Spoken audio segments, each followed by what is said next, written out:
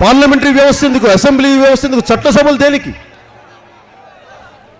మనం ఓటు అనేది మన దగ్గర ఆయుధం ఉంది, బలమైన ఆయుధం. కొన్ని వేల కత్తులకి, కొన్ని కోట్ల బుల్లెట్ల కంటే కూడా ఓటు అనే ఆయుధం మన చేతిలో ఉంది. ఎప్పుడైనా సరే అంబేద్కర్ గారి వేలు ఇలా ఉంది అంటే అర్థం ఏంటంటే ఓటు అనే ఆయుధం ఉంది, గుర్తుపెట్టుకో. దాన్ని వాడి ద్రోహం చేసే వాళ్ళని ధ్వంసం చేయి. ఎప్పుడైనా సరే అంబేద్కర్ గారి విగ్రహం చూసినప్పుడు ఇదే ఉంటుంది. ఓటు అనే ఆయుధం నీ చేతుల్లో పెట్టాను, ఈ ఆయుధాన్ని నువ్వు ఎలా వాడుకుంటావో ఇది నీ చేతిలో ఉంటుంది. అది ఆయన మనకిచ్చిన బహుమతి. మనం ఎలా వాడుకుంటాం? మేము ఆశయాన్ని తీసుకొని పిడికిల్లో బిగించి అవినీతిని తరుముతామని చెప్పి మనం దీనికి తీసుకెళ్దాం. అందరూ ఇది 2019 చాలా కీలకమైన సంవత్సరం, చాలా కీలకమైన సంవత్సరం. మీ అందరూ కూడా కులాలకి, మతాలకి, ప్రాంతాలకి అతీతంగా, ఎందుకంటే ఏ కులం చూసినా నేను చాలాసార్లు అడుగుతాను, పవన్ కళ్యాణ్ తిట్టాలంటే మొన్న ఒకసారి విజయనగరంకి వెళ్ళా. విజయనగరంకి వెళ్తే అశోక్ గజపతి రాజు గారిని తిట్టాను, ఏదో అన్నాను. ఆయన అడిగింది ఏంటంటే ఆయన కోసం నేను క్యాంపెయిన్ చేశాను. మీరు చెప్పండి, నేను ఏ ఊరికి వెళ్ళినా కనీసం లక్షల మంది నన్ను అభ్యర్థిస్తారా లేదా చెప్పండి. మరి అలాంటి నేను ఏ భేషజాలు లేకుండా, ఏ ఈగోలు లేకుండా నేను విజయనగరం వెళ్ళి అశోక్ గజపతి రాజు గారు లేకుండా పక్కన కనీసం ఏంటంటే ఒక అభ్యర్థి ఉంటాడు, ఈ అభ్యర్థికి ఓటు వేయండి అని. ఆయన అభ్యర్థి కూడా లేరు. నేను ఆయన కోసం అశోక్ గజపతి రాజు గారిని గెలిపించండి అని అంటే నేనేం కోరుకున్నాను? మెచ్చి మేకతోలు గొప్పతానని ఆశిస్తానా? దండ ఏం ఆశించలా. ఆయన ఏదో స్పెషల్ కేటగిరీ స్టేటస్ గురించి పవన్ కళ్యాణ్ ఇలా అన్నాడని తర్వాత అడిగితే who is Pavan Kalyan, I don't know him. Pavan Kalyan ఎవరో తెలియదండి. అందుకే నేను విజయనగరం వెళ్ళినప్పుడు ఆయన కోట ఎదురుగా వెళ్ళి అశోక్ గజపతి రాజు గారు నేనేనండి పవన్ కళ్యాణ్ కొన్ని లక్షల మంది ఉన్నప్పుడు చెప్పాను. అంటే కథ ఇది కాదు, నేపథ్యం చెప్తున్నా. దానికి కొంతమంది ఆయనకి సంబంధించిన బంధువులు ఒక మాట అన్నారు, ఏమంటే మేము అశోక్ గజపతి రాజు గారు అంటే మేమందరం బాధపడ్డామండి, మా కులస్తులందరూ బాధపడ్డామంటే నేను ఒకటే అన్నాను, మరి ఆ రోజున అశోక్ గజపతి రాజు గారిని సపోర్ట్ చేసినప్పుడు మీ కుటుంబీకులందరూ మీరు ఆనందించాలి కదా. నేను అన్నానంటే రాజకీయాల్లో మార్పు రావాల్సిన న్యూ ఏజ్ పాలిటిక్స్ అంటే పవన్ కళ్యాణ్ అంటే కాపులు అన్నట్ట, పవన్ కళ్యాణ్ అన్నట్టు అంతే. అశోక్ గజపతి రాజు గారు అంటే క్షత్రియులు అన్నట్ట, అశోక్ గజపతి రాజు గారు అన్నట్టు. చంద్రబాబు గారిని అంటే కమ్మవాడిని అన్నట్ట, చంద్రబాబు నాయుడు గారిని అన్నట్టు. ఈ పరిస్థితులు మారాలి. అంటే పవన్ కళ్యాణ్ తిట్టాలంటే బీసీల చేత తిట్టించండి, మాలల చేత తిట్టించండి, మాదిగ నాయకుల చేత తిట్టించండి. ఇవి తప్పుడు సంకేతాలు. అంటే కింద వర్గాలతో గొడవలు పెట్టించండి, మీరు బాగానే ఉంటారు.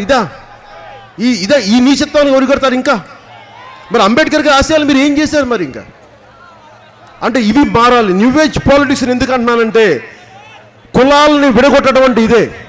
అందుకే మనం కులాల ఐక్యతను ఎందుకు పెట్టామంటే అలసిపోయాం ఈ ఆటతోటి.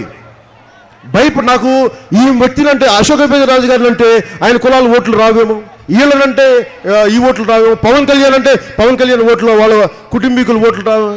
ఎంతకాలం పడతాం? దరిద్రంగా మారాలి ఈ వ్యవస్థ. విసిగిపోయాం, ఏదో మారాలి, ఒక కొత్త వ్యవస్థ రావాలి. కులాల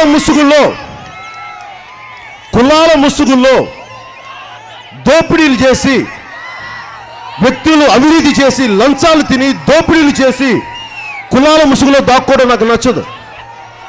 ఎవరు ఏ కులమైనా సరే, అంబేద్కర్ గారిని స్ఫూర్తిగా తీసుకుని ఎవరు ఏ కులమైనా సరే నిన్ను తీసుకొచ్చి ప్రజాకోర్టులు నిలబెడతాం, ప్రజాకోర్టులు నేను నిలదీస్తాం. ఇది ప్రజాకోర్టు. ఇది మీరు తప్పు చేశారు, మీరు బాధ్యత వహించాలంటాం. అంతేగాని కాపులంటే కాపులు ఓట్లు పడవు, కమ్మవారంటే కమ్మవారి ఓట్లు పడవు, రెడ్లు అంటే జగన్మోహన్ రెడ్డి గారు అంటే రెడ్లు ఓట్లు పడవు. అరే ఎంతకాలం పడతావా? ఈ విసుగు చిరాకు దొరుకుతుంది. మారుత సమాజం ఎంతకాలం చేస్తాం ఇది? ఈ నీచపు కుల రాజకీయాలు. మళ్ళీ ఎవరే మాట్లాడరు, కులాలు అంటారు కానీ అసలు ఎవరే మాట్లాడరు. కులం గురించి ఒక్కటి మాట్లాడు. నా కుల ఫీలింగ్ లేవంటారు, అందరు కులాల గురించే నేనేమంటానంటే నేను 2014 నుంచి నేను కులాలను వెనకేసుకురాను. కులాల తాలూకు ఆవశ్యకతను అర్థం చేసుకుంటాను.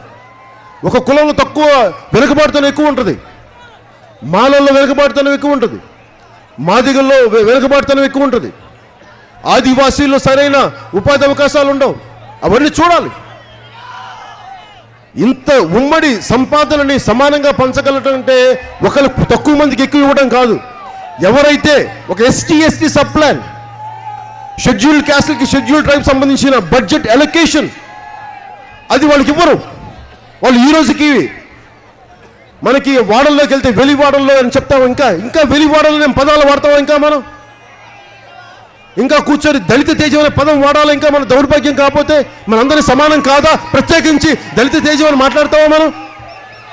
నిజంగా ముఖ్యమంత్రి గారికి ప్రేమగానే ఉంటే అసలు నువ్వు నిలబడు. మొన్నటికి మొన్న దిందులూరు ఎమ్మెల్యే ఒక ఆయన మాదిగ కులానికి సంబంధించిన ఒక వ్యక్తిని కులదూషణ చేస్తే, ఒక ఎస్ఐని కులదూషణ చేస్తే మాట్లాడేవాళ్ళు ఎవరు? మరి దళిత తేజం పేరు పెట్టి మరి ఏం చేస్తారు? ఎస్సీ సబ్ ప్లాన్ ఫండ్స్ ఎస్సీలకు వెళ్ళవు. మీరు కులాల పేరు పెట్టి దూషిస్తే వాళ్ళు అండగా ఉండరు.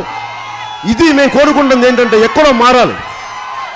ఎవరి ఫండ్స్ వాళ్ళకి వెళ్ళాలి. ఏ బడ్జెట్ ఎవరికైతే ఇవ్వబడిందో ఆ బడ్జెట్ సంపూర్ణంగా వెళ్ళాలి. నేను కోరుకుంటుంది కూడా జనసేన ప్రభుత్వం ఖచ్చితంగా స్థాపిస్తాను. ఖచ్చితంగా అది కూడా చెప్తాను మీకు. 2019 నుంచి 2021 లోపు చాలా బలమైన మార్పులు జరగబోతున్నాయి మన దేశ రాజకీయాల్లో. చాలా బలమైన మార్పులు. ఇది మీరు భవిష్యత్తు అనుకోండి, జ్యోతిష్యం అనుకోండి, మీరు ఏదైనా అనుకోండి, లేదంటే ఇది నా సోషల్ ఫిలాసఫీ అబ్జర్వేషన్ అనుకోండి, సామాజిక తత్వాన్ని కొన్ని దశాబ్దంలో చూసిన వాడి తాలూకు అవగాహన పరిశీలన అనుకోండి, ఏదైనా అనుకోండి. కానీ ఒక సరికొత్త రాజకీయ శకం ప్రారంభం అవుతుంది. ముఖ్యమంత్రి గారు మన నందమూరి తారక రామారావు గారు 80లో పెట్టారు. యనమల రామకృష్ణుడు గారు కానీ 80లో వచ్చిన నాయకులు, చంద్రబాబు నాయుడు గారు 70 లేట్ 70s నుంచి వచ్చిన 80లో వచ్చిన నాయకులు, ఇవన్నీ అయిపోయినాయి. వాళ్ళందరూ రిటైర్మెంట్కి దగ్గరికి వచ్చేశారు. వాళ్ళు మళ్ళీ 2019లో ఇస్తే మళ్ళీ వాళ్ళ విజయంతులకి వాళ్ళ అల్లుడికి కాంట్రాక్ట్లు, వాళ్ళ అబ్బాయిని ముఖ్యమంత్రి చేద్దాం, కోడెల సుప్రసాద్ గారి అబ్బాయిని ఇంకొకసారి హోమ్ మినిస్టర్ చేద్దాం. ఇలాంటి అలవాట్లు ఇలాంటి తప్ప కొత్త పైనున్న యువతని ఉన్నత స్థానంలో పెట్టాలి, ఇక్కడున్న యువతను ఉన్నత స్థానంలో పెట్టాలి అనే సరికొత్త రాజకీయ వ్యవస్థ రాదు. మేము కోరుకుంటుంది కూడా నేను మీలో నుంచి చాలా బలమైన నాయకులు నేను తయారు చేస్తాను. నేను మీకు మాటిస్తున్నాను. నేను 25 సంవత్సరాలు అని మాట్లాడుతుంటానికి కారణం నేను విసిగిపోయాను. ఇంకో 10 సంవత్సరాల తర్వాత కూడా మనకి యనమల రామకృష్ణుడు గారు కావాలా? తుని నుంచి వాళ్ళ కుటుంబ సభ్యులు కావాలా? కాదు. ఇంకా చాలా వెనుకబడిన ఉన్నారు, పేద వర్గాలు ఉన్నాయి. వాళ్ళ నుంచి సరికొత్త నాయకులను తీసుకొద్దాం. ఎందుకంటే డబ్బు సంపాదన అలవాటు అయిపోయిన వాళ్ళు, పదవిని అంత అనుభవించిన వాళ్ళ శక్తి ఉండదు, ప్రేమ ఉండదు వాళ్ళకి. ఎందుకు నేను ట్రైన్లో వచ్చాను? సపరేట్ ప్రైవేట్ ఫ్లైట్లో రావచ్చు కదా. ఎందుకు వచ్చానంటారే, నా అన్నదమ్ముల కష్టం తెలియాలి, నా చెమట కష్టం నాకు తెలియాలి. కామెంట్ చేయండి. ఎప్పటికప్పుడు మా వీడియోస్ చూడాలంటే సబ్స్క్రైబ్ చేసుకోండి.